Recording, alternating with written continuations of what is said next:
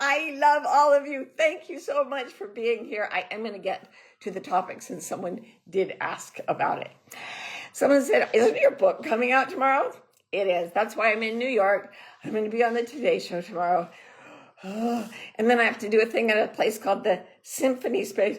But I'm not nervous at all. That's just a nervous, that's just a tick. I have no anxiety. The book is called Beyond Anxiety. I'm beyond anxiety. No, I have anxiety sometimes, but now I have to say, I do know how to turn it off. And it works. And it's always nice when you've written a book and you're using the method in the book and it works. Very comforting. So, the thing about writing a book in this day and age, it used to be I'd write one, you write for a year, then they publish it for a year. It takes a year to get all the publishing pieces in place. And then you have a launch and you tell people, I have written a book and it is about thus and such. This was all set up before the internet.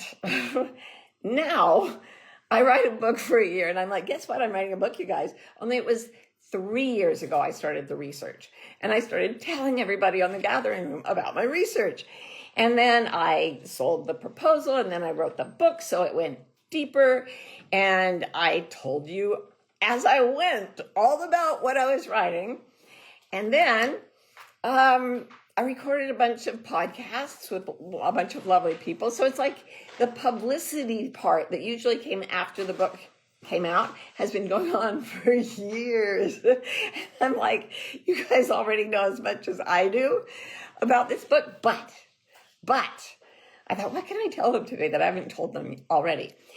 And I had some ideas because along with the other people who run my Wilder community online with me, we have been designing a deep dive into the subject matter of this book, which is called Beyond Anxiety, Curiosity, Creativity, and Finding Your Life's Purpose. I think I have a copy of it somewhere. I'm always forgetting little things like that.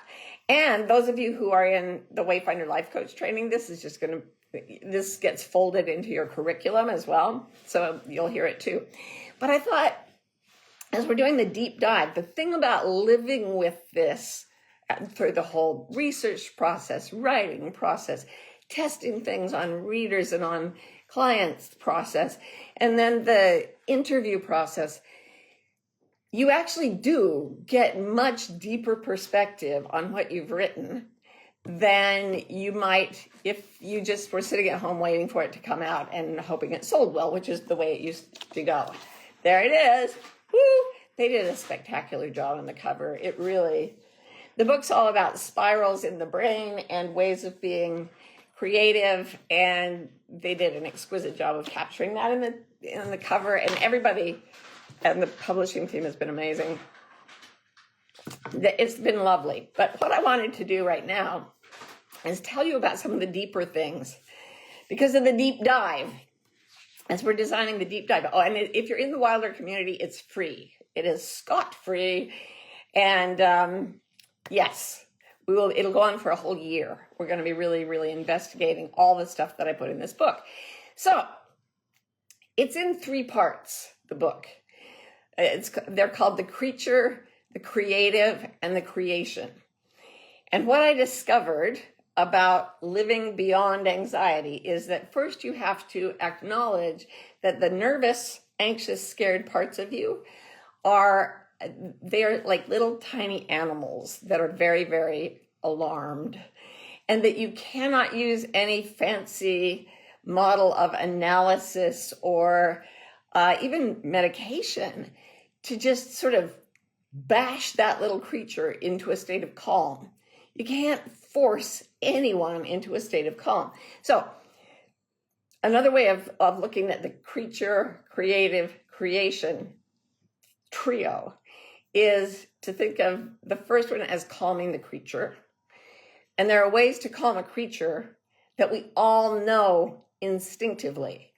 If you found a little starving kitten on your doorstep, you would not look at it and think, this cat needs to be analyzed and drugged so it won't be nervous anymore. You would give it kindness. You would give it gentleness. You would approach it very softly.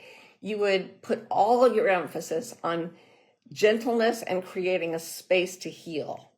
That's the first thing you have to do to get beyond anxiety. Now, as I've talked about this and practiced it, as I've really needed to, what with the anxiety of a book launch, I've realized that setting out to be kind to yourself. So anytime I feel the slightest bit of anxiety, instead of trying to outrun it or try to push it down or try to analyze it and fix it, what I do is I go immediately to kindness. And you find that if you bring kindness to yourself every single time you feel even the slightest bit anxious, kindness starts to permeate you. And it starts to, and you're only kind to yourself at first. You don't need to worry about anybody else. And the kindness starts to fill you. And it ends up just feeling like you're saturated with this beautiful sensation. It's not sentimental, it's not maudlin, it's not making you a victim, it is just kindness. And it reminds me of a time when I was very, very sad for several years, and I memorized the poem Kindness by Naomi Shahib Nye, and the end part of it I will quote to you because it's one of the favorite things I keep in my mind. But I have to say, as I've used kindness to respond to anxiety, I've come to understand this poem at a very felt level. I was thinking about it before, now I feel it. She wrote, before you know kindness as the deepest thing inside, you must know sorrow as the other deepest thing. You must wake up with sorrow. You must speak to it till your voice catches the thread of all sorrows and you see the size of the cloth. Then it is only kindness that makes sense anymore. Only kindness that ties your shoes and sends you out into the day to gaze at bread. Only kindness that raises its head from the crowd of the world to say, it is I you have been looking for, and then goes with you everywhere like a shadow or a friend. And I have to tell you that because I have such an anxious personality, I have had to trigger kindness over and over since I decided that this was the first step beyond anxiety. And it's like, oh, it's always with me like a shadow or a friend. It's like being able to feel a warm hug whenever you decide to feel it. And you create that within yourself. My friend Jill Bolte Taylor talks about the part of the brain that creates that environment for the other parts and holds it with kindness. So that's the first thing, is this oceanic quality of kindness that begins to open up. Now, the second thing, after you've calmed your creature, that's not the end of it. Because if you just go to calm and go to calm and go to calm, you're going to get spun out into anxiety again, because there are all these pressures on your brain, from your social environment. We tend to be anxious. We have a negativity bias, as I keep saying. But if you start using the parts of the brain that are creative, you actually sort of rob energy from the parts of the brain that are anxious, and you start a different pattern in the brain. So when you are presented with a problem, there are two ways you can go with it. You can panic and try to solve the problem because you really, really have to. Or you can be curious, calm, confident, and creative and say, what am I going to make? What am I going to create to change this? And immediately you get calmer, and you will find that being in a panic is not a creative state and therefore can't solve your problems, especially problems you've never encountered before. For that, you've got to have creativity. So when you start using creativity, so I get kind to myself, and then I'm like, what shall I do to deal with this problem? And what happens is that everything becomes material for creativity. There's something called functional fixedness, where you see an object, you're taught an object, and you're taught how it is to be used. So, for example, I have a pair of glasses. I need a pair of glasses to read up close. And that is what they are for. They are for glasses. Do you know how many things I can use glasses for? One of the things I use them for most often is to like stir coffee. It's the one thing I have. Now that may disgust you. You may be saying, never use the temple of your glasses to stir your coffee. That is vile. Well, that's your cultural perspective on it. I happen not to agree. And the objects in the world and the situations in the world that I see are not functionally fixed as much as they used to be. There are all kinds of solutions to everything, and they just pop up because the more you practice solving problems creatively, which I did just to get out of my anxiety, the more you start not just solving problems, but making stuff that's actually really fun and cool in your life. So you become creative, but you don't need to worry about being judged for not being able to draw or dance or whatever it is. It's about making anything that creatively solves a problem. So suddenly you're living in an ocean of kindness, and all around you are the solutions to all your problems. And they're just popping at you in a way they never have before, because you've changed your brain into a creative state. And then the final thing I call the creation. And that happens when you become so loose and creative in your way of engaging the world that you realize you really don't know much about the nature of eternity, or about what consciousness is, or what we actually are, or what we're meant to be doing here. You come into a profoundly open mind. And that is when the creation itself starts to like pick you up and tumble you, like a mother dog playing with a puppy. Have you ever seen a golden retriever mother playing with her pups? They're the most playful dogs.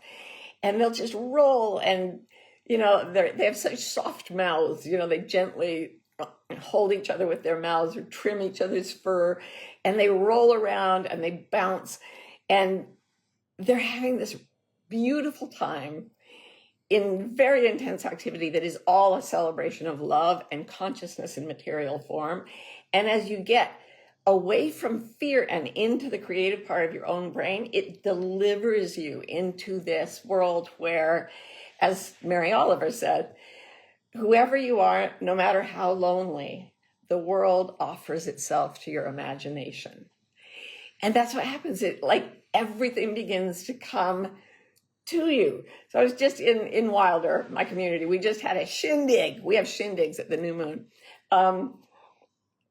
It's a little after the new moon, but we had a shindig, and I was telling the group in there about how your imagination starts to put things together, but then you start to see synchronicities.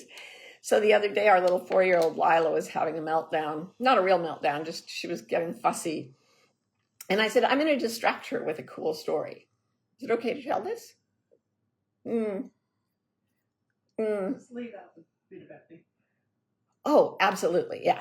Okay. So I told her I was just consulting with the gracious badger, Rowan Mangan. So we were at the beach when we were doing IVF and trying to conceive Lila. And obviously we know it worked, but when you don't know if it'll work, it's really rough going.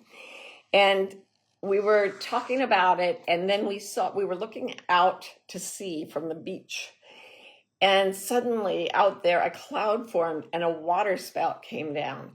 And it's like a little tornado at sea, and it picks up water and it creates this big maelstrom coming down from the sky, coming up from the ocean. And we looked at it and thought, maybe that's our baby.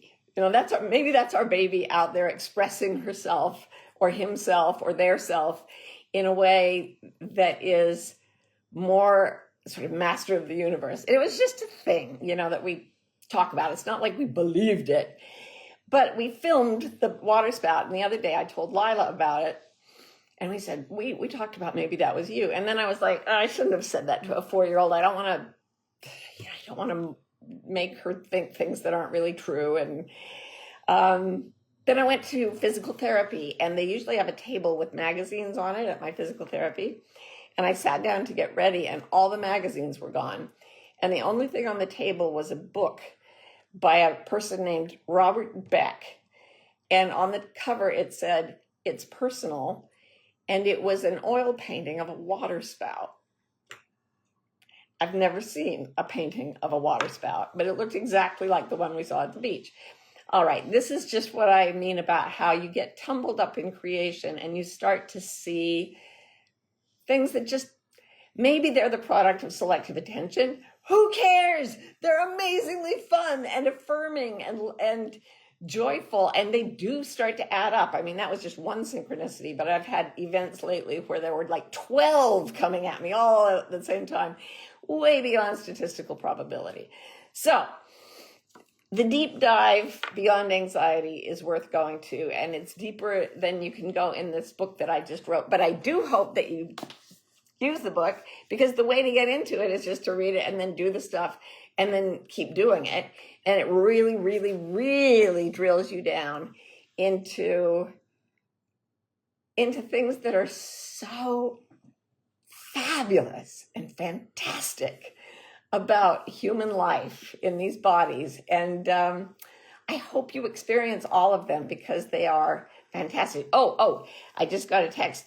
In the deep dive, by the way, we will be there will be videos from me every month about each chapter, because there are 12 chapters. We're going to do it for a whole year.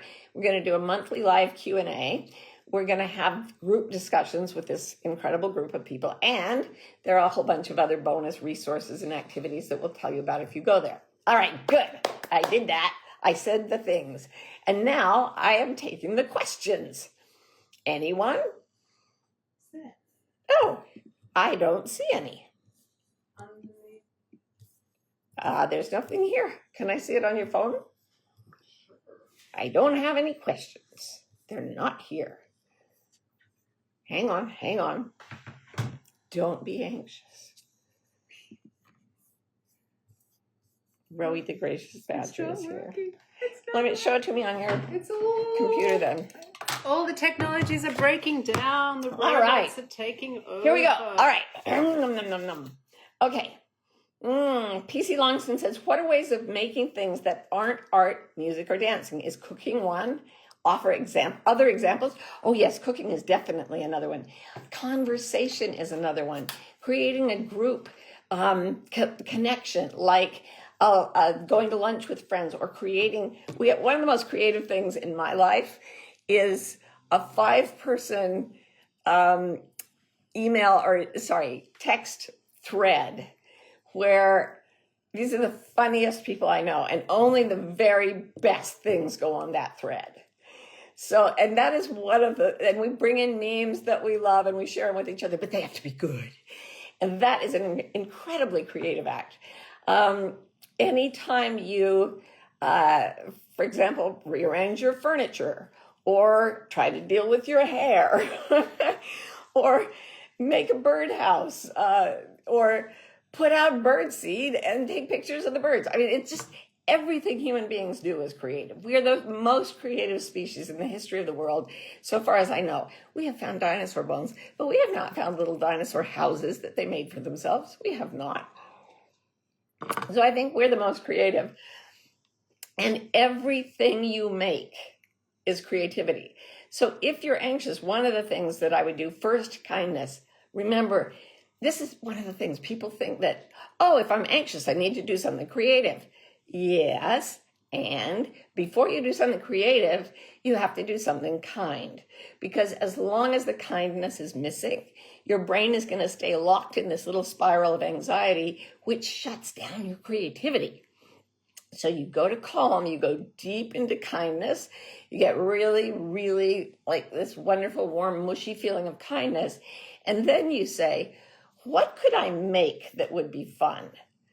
And like choosing what to watch for TV tonight, like that's still a creative choice. And you're participating.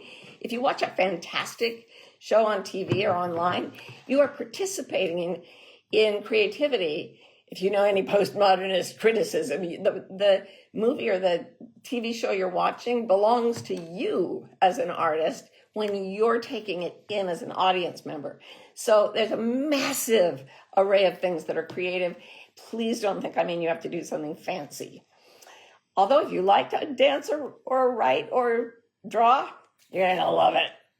All right, I'm bringing another computer in. Brandy says, where will you be hosting the monthly chat about your book? That's in Wilder, the community, right, Ro? WilderCommunity.com. WilderCommunity.com. All one word, WilderCommunity.com. And we have, it's certainly not the only thing we do there. We have a great time in there. So I hope you come and check it out and see what you think. Outcat says, what do you recommend for people who have trouble tapping into creative artistic pursuits? I'm so glad you asked. There's two things. First thing is you definitely need to be kinder to yourself. And I know you may think you're being as kind as you should be to yourself. I don't believe that. Because anyone who's in a state of complete, the state of being accepted is automatically creative. I keep shouting to y'all about the study that was commissioned by NASA to find creative geniuses. And they found that 2% of adults were creative geniuses. But when they finally decided to give it to children, 4 and 5-year-olds, they found that 98% of them were creative geniuses. Somewhere between 4 and 5 years old and adulthood, society kills our genius, and it does it by making us anxious. So, if you're having trouble tapping into creative pursuits, be kind, and then be kinder. Then, when you're really feeling kind, just ask yourself, what do I like to make? What feels even, the subtitle of the book is Curiosity, Creativity, and Finding Your Life's Purpose. The first step away from the anxious state, after you've gotten kind and calm, is curiosity. What makes me curious? Go on some kind of social media platform and get an algorithm going that shows you things you love to look at. The things I'm on Threads, for example, and I have science. I follow sciencey things. I have animal things. I have birds that dance. Very big topic for me.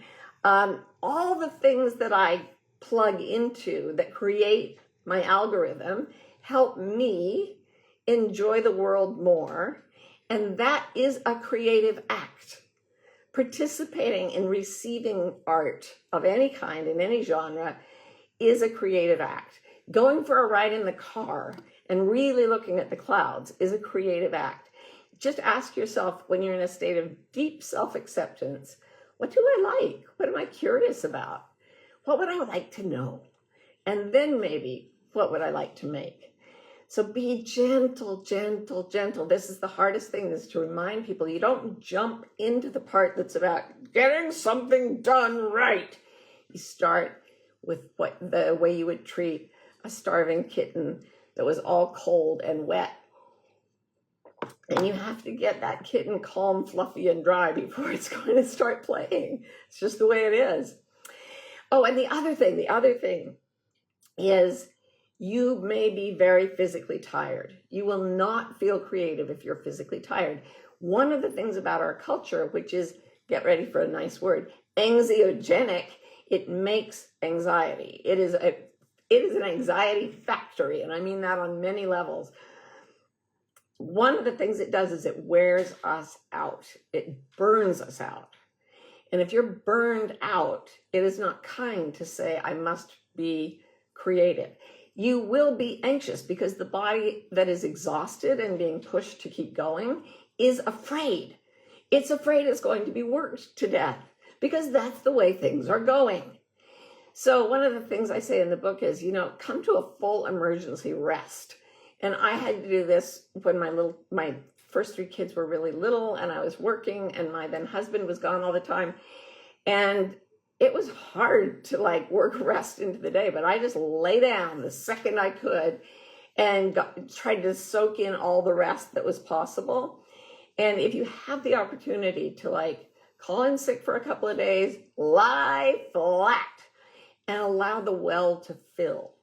You cannot just force your brain to produce more hormones that will get you galvanized when you're in a state of exhaustion. The body doesn't work that way. We almost all need more rest. Okay, Shine On Andrea says, how might medication get in the way of this process? It could. One thing I've heard a lot is that tired people who get brain fog and confusion will be put on something to pep them up. And that can bring them to a state where they're pushing themselves beyond their limits. And then later they tell me that was what really burned me out. I am not saying no to drugs. Don't say no to drugs. I think they're wonderful medications. Medication, if I hadn't had medication for fibromyalgia, I'd be dead. I really, really want you to be careful and gentle with yourself about this. But if you have an instinct that a drug they're having you take is not good for you, trust yourself. Be kind to yourself. Tell your doctor, I need to change this, or get another doctor. Do not take a medication that you know in your gut, in your body, is doing something harmful to you. Don't do it. Be creative. Get away. See, that's a creative act. How am I going to get a different doctor to make, to help me with this? Don't go off your meds without talking to your doctor first. And never, Rowie is just reminding me, never go off meds without talking to your doctor first. That can be pretty scary. So kindness, gentleness, and then creativity. In that case, as in any other case with any other problem. So Jacqueline says, can this be applied to a PTSD response? The one that says the world is not a safe place. Sometimes the anxiety I have isn't a problem. I just suddenly don't feel safe. Usually grit and bear it. So glad you asked about this. A whole chapter in my book is about the different parts of you that may have been traumatized and how that is a physiological response. So you can't relax yourself out of a response to trauma. The way the brain does this is if something bad happens to you, say you're in a car accident, and right before that, you saw someone holding a red balloon, the body mind, at a very primitive level, will associate red balloons with the car accident, and you may not even know it's happening. But every time you see a red balloon, you freak out. Noticing how this happens, and then being gentle with the animal that has created this construct, because it's not verbal. You can't analyze it away. You can't preach it away. You can't say red balloons have nothing to do with traffic accidents. You have to, I don't really have time to describe how to deal with it, but it's in the book, where you have to gradually desensitize the animal of you, the creature. And that can be done. Trust me, I have done a caboodle of it. So I know it works, but gentle. Okay, Teddy says the big fear is always that attempting to live life creatively and all that will result in being broke. How do you lean in against that fear? Oh, there's a whole thing in the book about this. And it's about what I've observed in 30 years of coaching and living this way, that when you calm yourself, become your real, vibrant, alive, joyful self, and start making the things that are joyful to you, that's the place where Frederick Buechner says, your deep gladness and the world's deep hunger meet. And at that point, an economic ecosystem will start to form spontaneously around you. Ecosystems aren't set up by someone who has here is energy, or we'll put this in. But what I've noticed is that when we have yearning or desire and energy and then calm, we start to create ecosystems that take care of us economically. And we're going through a period of massive economic disruption in our culture. It's going to be really wild for a while. So I think this is the best way to go forward. And I've told this to 1 million clients, and a lot of them have taken the advice, and I've seen it work over and over and over. Hear me now, understand me later. Thank you for that question. It's great. And finally, Dr. Donna, do you find that once kindness and creativity have calmed anxiety, that sadness emerges? I find myself free of anxiety and instead very sad. Yeah, that means that there's an underlying grief that needs to be addressed. And you know what? You use the same thing with that. You hold it with kindness, and you go through a stage of anger, which is really important, as well as sadness over things that have transpired in your own life. And I don't know what those would be. But the thing is, you don't have to be afraid of the process of grieving that is there to set you free and make you stronger. We heal stronger in the broken places, and we resist healing when we're afraid to go into the grieving process. So congratulations for getting to the grieving process. That's really, really hard and really, really productive. And it happens to all of us in a zillion ways. We have to know sorrow as the deepest thing inside before we know kindness as the deepest thing inside too. So I hope you come deep dive with me some more, but it's fun to sort of summarize this as Ro and I've been getting it together and preparing to, well, it's already launched, isn't it? And yes, and the book is here. Actually, I gotta tell you, I'm so excited making the next book. I kind of wish that I could just do that. No, listen. No. Uh-oh. Okay. Ro's mad at me now. This is a wonderful book. Don't listen to it. Listen to me. This is an incredible, life-changing book. She's thinking about the next book. We'll be grateful for that in a couple of years. Right now, go get this, and then we can all be on the far side of anxiety by the time the next book comes. But go get this. It's out January 7th. Join our deep dive in wildercommunity.com. We can't wait to see you there. And let's all give Marty a big clappy clap for her hard work. Love you. Have a wonderful week. I'll see you again on the gathering room. Mwah.